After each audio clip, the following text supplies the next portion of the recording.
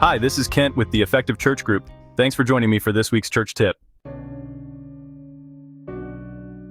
Let me ask you something. When was the last time your church saw a noticeable bump in first-time visitors? Be honest, has it been a while? Most pastors I talk to work hard, preach faithfully, and pour themselves into ministry. But they're frustrated because they're not seeing growth. The problem? In many cases, they're trying to reach everyone and ending up reaching no one.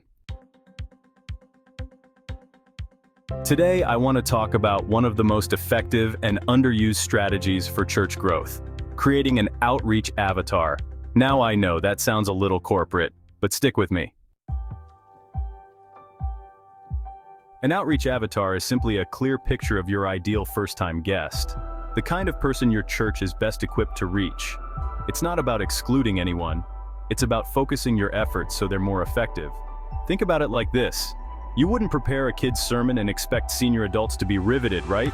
So why are we designing worship, messaging, and ministries without first asking who we're trying to reach? Your outreach avatar helps answer questions like, what's their biggest struggle? What keeps them up at night? What kind of language do they use? What are they hoping a church could help them with? When you build a clear profile, your outreach efforts go from vague to laser-focused. Here's the kicker. When churches embrace this, they almost always increase their diversity, not limit it. Why?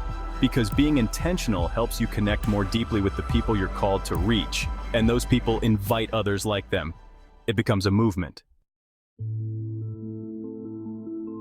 Now, some pastors push back. They say, Kent, isn't targeting a specific group unbiblical? Actually, no. God had a target audience, the Hebrews. Jesus focused on the lost sheep of Israel. Paul focused on Gentiles. Even the early church targeted specific communities. It's not unbiblical, it's strategic. Another objection I hear is, we don't want to alienate anyone. But here's the truth. When you try to be everything to everyone, you end up being nothing to anyone. The most effective churches today are bold enough to say this is who we're for, and then they tailor their services, sermons, and outreach accordingly. So, how do you build your outreach avatar? Start with what you already have. Look at the common threads in your congregation: age, life stage, family structure, economic background. What's working?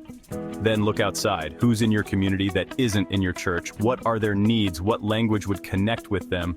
Tools like Mission Insight or FaithX can be incredibly helpful here. The goal isn't to create a fictional character, it's to build a framework that helps your church be more intentional, more relevant, and more welcoming. When you focus your messaging, ministries, and outreach efforts toward your avatar, everything starts working together. And when a first-time guest walks in and thinks, wow, it's like this church was made for me, that's when they stick around. So, if your growth has stalled or your outreach feels scattered, maybe it's time to stop casting a wide net and start aiming with purpose. If this video helped you, hit that like button and subscribe so you don't miss more church growth tips and insights. Thanks for joining me. Until next week, keep on transforming.